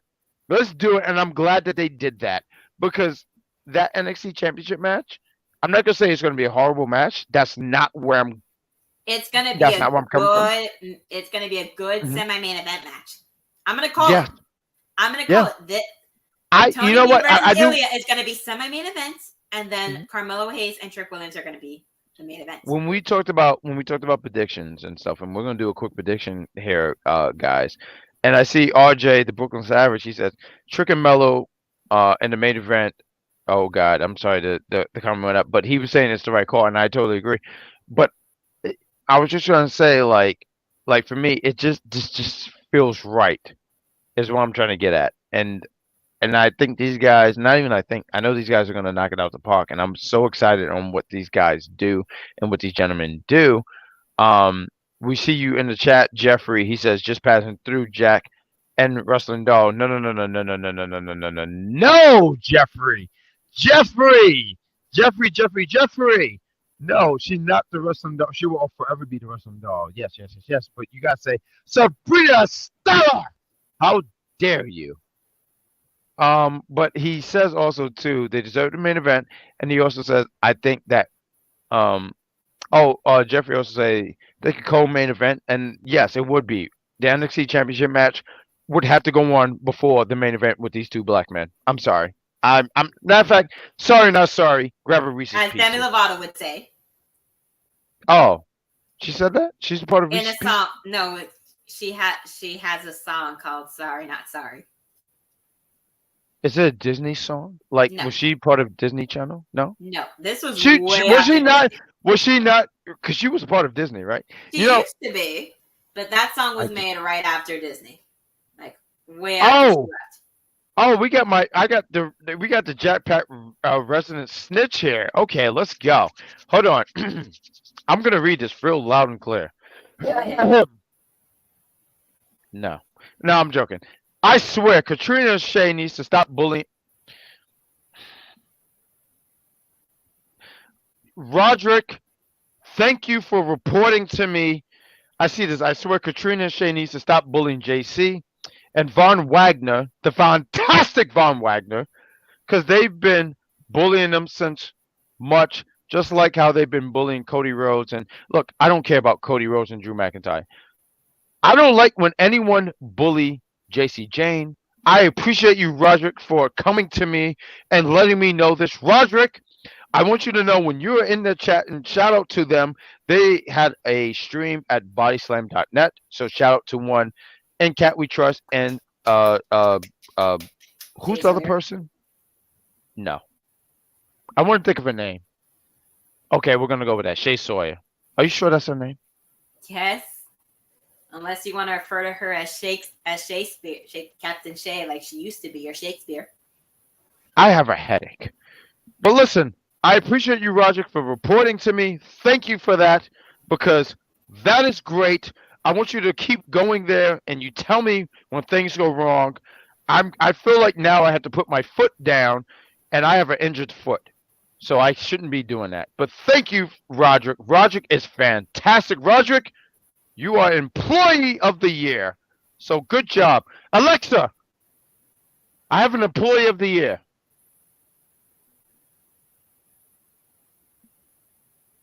I hope you didn't hear her. What else do we have? Alexa just said. Well, that was the way the show ended, but we do have our match card as far as NXT Stand and Deliver. And I love how well, I just have to say this about the comment that's underneath the one that Roger put, including LA Knight and Jinder Mahal. What, being bullied? LA Knight didn't deserve to be bullied. And as far as Jinder Mahal, the last relevant thing he had was injuring Seth Rollins unintentionally during a match. No, that's not true. and Jinder Mahal actually took it to Black Adam. He was beating the shit out of The Rock. So I don't know. But anyways, let's talk about Stand and Deliver. Let's go. We have 7 matches. So the first thing we have here, I guess this is going to be the pre-show, right? So we have Shawn Spears against Joe no, Shawn. Gacy. Yes, I thought I said that wrong, but yes. I think the right call is to have Shawn Spears go over. He just came back. I don't think he should be just losing to lose. I mean, Joe he did Gacy already lose on NXT, and I was like, damn, he lost last week. I was like, damn, so fast already? Wow. Right. But I think this is the time where Shawn Spears should get the dub. What about you? Okay, who you got? I don't mind Joe Gacy. He's definitely, what's the word? Embrace the whole crazy gimmick that he has going on. Mm-hmm. But I feel like Shawn Spears will win. And then at the end, when Shawn Spears gets out of that ring, Joe Gacy's going to have that moment in front of his friends, his hometown family, and all that stuff like Zelina Vega did during Backlash. Okay. The next match I have here, I'm just going by the list that I have in front of me. We have Illinois Dragunov against Tony D'Angelo. I don't see Tony D'Angelo defeating Dragunov. I don't mind Tony D, but Dragunov's going to retain. Yes. There's not enough heat. There's not enough of a feud for it to happen. Right. We have the next match I have is Oba Femi going against Dijak and Josh Briggs. I just want to say once again, I'll say it's for the third time because we had some guy in the chat named Christopher Harris who wanted to keep count on me. But Oba Femi, he does 1 push-up just to be fair. When he does 5, you're getting, say it with me, chat, dominated. I see Oba Femi not losing this championship. I see Oba Femi retaining. What about you, Sabrina Stella? Oba Femi's going to win, and Dijak and Briggs are going to attack each other like crazy after that match is over, and then it's going to build off to a solo feud between the two of them. Because they're both big, Jensen's right? And then Jensen's gonna come and try to help out Briggs. No. And then and then Briggs is gonna see that he doesn't need Jensen like point blank period at all anymore. I see one. You mentioned what's his partner Jensen, right? And I'm just immediately I laughed. Days or a mustache, General Mustache. Oh my God, you beat me to it! Stop trying to steal funniest host from me. I am not. You are. No, I'm not. I'm losing. I am constantly losing. Listen, if we change up the system of our voting and the people pick and nominate who they want to be funniest host, if we both get picked, that's because they think we're both funny. And if we're both in there, then there's a higher chance that title will come to the NXT side of the channel. We should win in general because we're winners. What if there's a chance that it's a tie and we both win? Co-champions with Sabrina Stella. We will be like Lay Cool when they were both women's champion and had the split title. Can I be Michelle? Yes, you can be Michelle. I'll be Layla. Fantastic. I remember the song, You're Not Enough for Me. And they go, just another man in love with me. Wait, what? That's the next lyric of the song. God damn, I didn't know that. Maybe someone is in love with me. I had no idea. Maybe it is a man. What's the next? Oh, the next thing we got here, we have one live of Vicaria going against Roxanne Perez. I saw someone in the chat say something about swan songs. I don't know if this is a swan song for Roxanne Perez, but I don't see her winning the NXT Women's Championship. So I'm going to go with... I saw in the chat that someone said that since Lyra's going to do whatever it takes to win the title, that Tatum might interfere and cost Roxanne the win. So I think there might be a possibility that does happen, that hopefully the whole crazy fan turned into friend thing works out well. So maybe that could be something along the lines, which I don't mind Roxanne being a heel. But if she loses, she's going to go back to complaining and moaning and groaning about it and try to get another title shot. And we're all going to be annoyed again. However, I still think Lyra's going to keep that belt. But it's going to be a hell of a match, and Roxanne's going to put on a hell of a fight. She's done it. No, I do. A hell of a fight before. Twice, she'll do it again. I feel like these women are going to deliver in this match. Okay, we said that. Okay, so we're in match 5. Baron Corbin and Bron Breakker, the Wolf Dogs, are going to be against Axiom and Nathan Frazier. I think this will be the only time of the night where the titles switch hands and Axiom and Nathan win, become the new tag champions, and Baron Corbin and Bron Breakker both go up to the main roster. I don't know about. So that's a possibility, right? Because I saw Bron Breakker, but I didn't think about Baron Corbin. So I do want to say here and say this, because we did a prediction show on Big Pop, and I said, well, if Axiom and Nathan Frazier, and I'm going to stand by this, they win, because at this point we didn't have who would win this triple threat, but I said if they win, I can see the titles changing. Yeah. And I feel like Bron Breakker has done everything he can possibly do in NXT. I feel like it's time for him to be on the main roster, and I think it's time for him to be more focused on the main roster and just be on the main roster. So I can see Axiom and Nathan Frazier being tag team champs, and I'm for it. The next match we have here before the main event here. I'm going to take the floor. Added 6-woman tag match with. Oh, you're going to take it. Go ahead. Take it, girl. I'm going to announce it, but I'm going to let you go first on who you will say will win, because I know we're both going to have different opinions on it.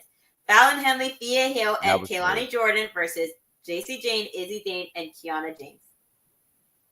You may now speak your mind on who you think is going to win that match. Honestly, let me talk to you guys at the Unpopular Review. That I'm the chat champion, right?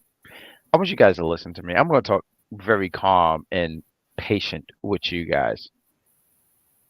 No, I'm not. You know who should win this match? Let me tell you who should win this match. That's right. One, Jacy Jayne, the Avengers. Who's teaming up with her? We have Jacy Jayne, Kaylani James, and Izzy Dane. And Jacy Jayne is going to lead them to victory. It's like Kiana James. He said Kaylani. I stand by what I stand. You know what? I'm going to stand right now. You want me guys to stand? I'm not doing it, because I don't give you guys what you want. Jacy Jayne is going to win this for her team. I see you, George, in the chat. George, you just lost a negative. Alexa, a negative 20 points. She's useless. Anyway, you lost points, George. My point is, Jacy Jayne is going to win it for her team. She should win. And when she wins and when she becomes NXT Women's Champion, I don't want you guys on the Jacy Jayne fan wagon. There's not enough room for you guys. On the Jayne train? God damn, that was good. That was good. Alexa, why didn't you tell me that? Now she's silent. Bitch. Anyway. Good job. Oh, that's another penny for the swear jar. I don't even have pennies. I have a battery. Anyway, I'm going to throw it in there. Who do you got for this match, madam? Thea Hale, Fallon Henley, Kaylani Jordan. I'm surprised. Larry Jackson, Corey Graves. Ladies and gentlemen, that's who we are. I don't know what to do with you. Excalibur Taz. When Jacy wins, and I don't want people to sit here and say, listen. Here. I'm going to say this. For that 6-way tag match, whoever wins, if I win, I'm going to record me doing a stupid dance. I'm going to put up on social media being like, hashtag Thea Hill wins. And if Jacy Jayne wins, you can do the same thing. Put up a video of you doing a dance and saying, hashtag Jayne Train. I want everyone to know, and I'm glad that you gave that to me, because that was fantastic. That was great. I didn't even think about it. That was fantastic. Shout out to George. Make sure you give her more than 20 points. But I do want to put out here, when Jacy wins, I'm doing the floss, and that shit will be on. I said shit, didn't I? Is shit a curse? Another one for the swear jar. Fuck. Oh. Another one for the swear jar. I'm gonna stop talking. Let's talk about the main event. We have one. Carmelo Hayes is gonna. Wait, you have a couple. You have Warman and Roderick all on the J train over there. Good job. You are on the right side of history. Remember, Warman, it's not the Jacy train, it's the Jayne train. Good job.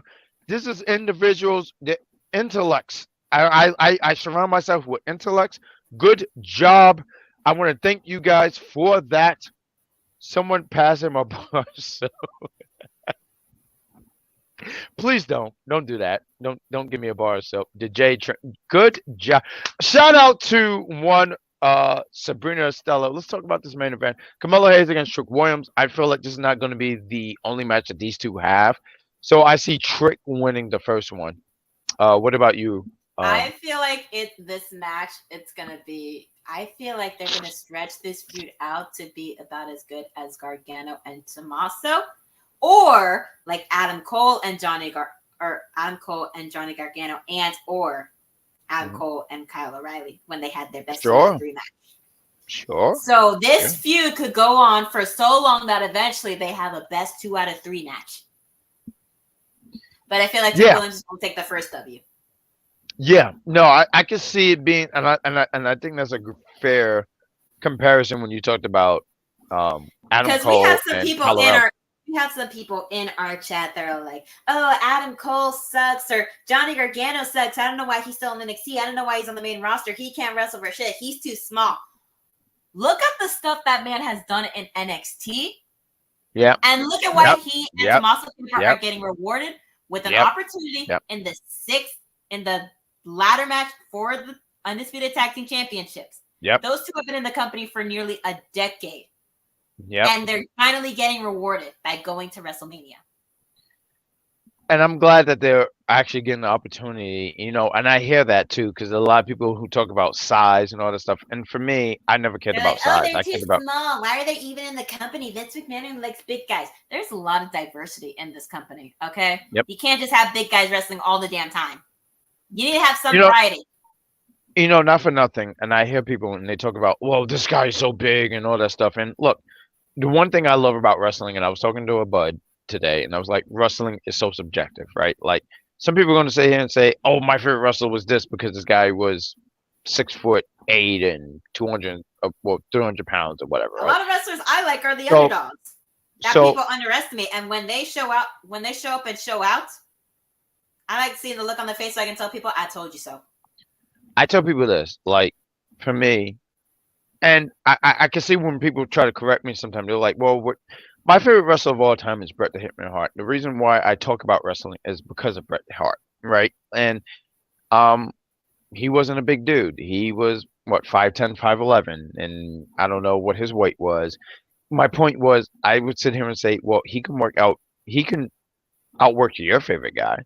So for me, I don't care about size. I care about work ethic, and I feel like someone like Johnny Gargano, who he was an NXT champion, he didn't hold it for long, right? So he won that championship. I feel like it was Brooklyn when he beat Adam Cole. I could be wrong. So if you're in the chat, please correct me for that. But my point is, I don't care about size. I've never cared about size. You personally, said Bret Hart, right? Yes. It says that Bret Hart is 6 foot and he weighs 235. He was 6 foot? I thought he was like 5'11". Really? Oh man. Because everyone always made a big deal like he was so small, but I think he was only probably because compared to a couple other people. Sure. Okay. Bret. No. Not this guy. No. Not this guy with the red shirt and the guy with the Carl Winslow hairline trying to sit here and disrespect one Bret the Hitman Hart. Bret the Hitman Hart is not overrated. Bret Hart, listen, the reason I am here talking wrestling right here on this great brand, by the way, because I don't want to get fired on Unpopular Review, is because of Bret Hart. You should give thanks and grace to one Bret the Hitman Hart because I am here. Johnny Gargano won the NXT title. I am about to fucking snap 2 out of 3 falls at NXT TakeOver in Brooklyn, New York. You know what? We're gonna end this stream because I'm about to fight. One Christopher Harris is making this man's blood pressure go through the roof, which that man is having a good time doing while he's suspended. Right, no, he's suspended. He's suspended. He can't be here no more. He's suspended indefinitely? Right now, if I could go to Florida right now, I would go to his house and leave the refrigerator open. That's it. Or matter of fact, I would go to his bathroom. I would use his bathroom and not flush. And that's nasty. And my point is, what executive consultant? How dare you? How dare you? But let's end this show because people don't want to hear me rant and be extra spicy. Wrestling Doll, just an unpopular review. There's so much content, fantastic content here. What do we have going on here on this great brand? Because the executive consultant is suspended. Well, on Mondays we have the Mighty Knox Show, Perfect Plex Talk, with all things wrestling for the intelligent fan to listen to some insight from one Mike Knox, who is joined occasionally by people like the executive consultant or the Z is Silent, or anybody that's able to join him during that time, talking about all things WWE, AEW, TNA, Ring of Honor, and anything happening in the wrestling world. And then after that, we do have our Raw review right after Raw, which goes on for an hour too long, in my opinion. But it is with the executive consultant and Evil Dose, and occasionally other people come in every now and then to join if one of them is unavailable or if they would like a third opinion. Fantastic. You have NXT Tuesdays with the NXT Tuesday crew with myself and the Badguy. We can hype that up. I mean, I know it's Tuesday, but still, it's us. We're here. Get used to it. We're going to talk about ourselves and plug ourselves. So why the hell not? The NXT. NXT Tuesday crew. Hello. Say it again, darling. NXT Tuesday crew. Better name than the No Quarter Catch crew. And I will still say that. Whoever came up with that name should have tried creativity. Anyways, on Wednesdays, such as tomorrow, we have AEW Dynamite reviews with Dan the Man, Evil Dose, and Vinny, where they all give their input on all things AEW related, which we did have one Mr. George Lewis question. Why is Mariah May dressing in Toni Storm's own gear? Basically, Toni Storm is looking at another version of herself, and we all know how much Toni Storm loves herself in this new character. So that's why she likes Mariah May now. Fantastic. And then on Saturdays, the day after SmackDown, we have the review show with the Zia Silent and Vic. Yep. Where they talk all things SmackDown from the night before. We also have our entertainment side where they review movies, TV shows, anything and everything. We have our own individual projects that we work on. I have my YouTube channel, The Unofficial Camera Woman, where we talk about where I record going throughout Central Florida, occasionally South Florida, and I put up wrestling matches from that show. I did go to a show in Port New Richie a couple months back. They're putting out the shows on the company's channel, so I haven't put that out yet, but I will make those public soon. But I do have some videos out from some shows I went to, including a show in town that I went to, including Colton Gunn, Harley Cameron, Mariah May, and one, OMG, is that Tyler Breeze? And then this one, who does his work on the Big Pop Theory podcast with one Miss Shay Sawyer on Sundays, where they discuss their opinions on all things wrestling. I think you did a fantastic plug. Thank you for that, madam. And I'm wearing this shirt because I couldn't wear it last week for the last month of Women's History Month. And I've seen people make comments saying I have that same shirt. Listen, Mia Yim is a talent. She is being underutilized. Put her in a storyline for something. It doesn't even need to be for a title. They had her fight Tiffany, have her build something with Tiffany since Naomi and Bianca are busy with Damage Control.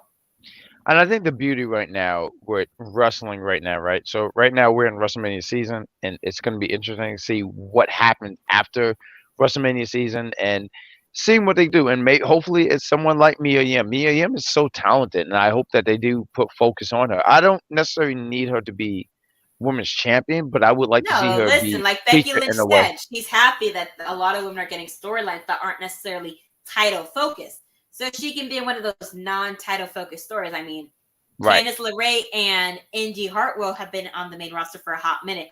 Now Candice LeRae is getting a push. Now she's turned heel. Now she's showing people why they started paying attention to her in NXT when she formed the way with her, when she was in the way with her husband Johnny Gargano and Indy Hartwell and the then lovable idiot in Austin Theory, who is now chasing clout with one Mr. Grayson Waller. Mm-hmm. Mm-hmm. Another team that is in the 12-man ladder match for the Undisputed Championships. I do want to do some quick plugs right here, and I shout out to my co-host here. She did a fantastic job. So I know on Popular Review we're going to be having a WrestleMania prediction show. I believe it's going to be on. I didn't get an exact date, but continue to follow us. Continue. That's why it's important to like and subscribe to us because and have that notification bell notified so that we can follow all the products. When you click on it, don't just have it be on personalized. Have them be on all, so you don't miss a single thing. What this madam said, and so check that out. Cheap plug here, Big Pop, because it's an audio podcast, but we're going to try to add some YouTube content, and tomorrow at 8:30ish, if you guys are interested in hearing predictions, I'm going to have some friends. We're going to talk about WrestleMania, and we're going to give our predictions and seeing who wins and all that stuff. So if you follow the Big Pop Theory podcast on YouTube, it's Big Pop Theory podcast. I think it's 23 or something like that. I'm sorry, it's hard to keep up with all this stuff here, but we're going to do a prediction tomorrow. But on Popular View is probably going to do it on Thursday. So continue to follow not just what I do for the Big Pop, but also what this lovely lady does for the unofficial camera woman. And also I'll be plugging you guys today's show. Much shout out to you. Please check this guy out. I've been listening to his podcast. It's such a chill vibe. It's so good. And thank you for being who you are, sir. So, I mean, I don't know if we're supposed to be doing stuff like that, but that's just a habit. But, hugs, brother. So, with all that said, that is Unpopular Review. This is the NXT Tuesday show. We hope that you guys enjoyed the show. And we'll be catching you guys next week. And with all that said, thank you, Jeffrey, because I see you. He said he'll be pulling up, so thank you. With all that said, I feel like it's not the NXT Tuesday show unless we do this thing. So if you don't mind, madam, I'm gonna do this thing where it's a ritual that we do. Let's see if it. Hold on, hold up. I don't know. Can you guys hear that music? Can you guys hear that? Do you guys hear? No one hears this. Is it just me? You hear it? Oh my God, we're all out of time, guys, here on Unpopular Review. This is the NXT review show. I don't know if you hear this music. I hear it. That means, and what is that catchphrase that goes, you don't have to go home, but you have to get the hell out of here. You don't gotta go home, but you can't stay here. That's the actual thing. What that means is, we're all out of time, folks. Thanks for watching Unpopular Review. We'll see you guys next week. Oh, we fucked up. Hit the button. You want to hit it?